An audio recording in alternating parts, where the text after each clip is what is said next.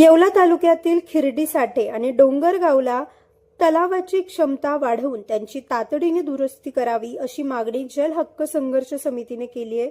समितीचे संयोजक भागवतराव सोनवणे यांनी याबाबत मंत्री छगन भुजबळ आणि जलसंपदा मंत्री विखे यांना निवेदन दिले। दोन्ही तलावात मोठा गाळ साठला असून धरण रेषा आणि सांडव्यांची दुरुस्ती आवश्यक आहे। ही कामे महाराष्ट्र सिंचन सुधारणा कार्यक्रमात समाविष्ट करून प्रलंबित मुख्य आणि उपकालव्यांची कामे पूर्ण करण्याची मागणी निवेदनात करण्यात आली आहे। अपूर्ण कामांमुळे हजारो एकर क्षेत्राला सिंचनाचा लाभ मिळत नाही, परिणामी शेतकऱ्यांचे मोठे नुकसान होत असल्याचे जल हक्क संघर्ष समिती येवला भागवतदार सोनवणे यांनी म्हटले।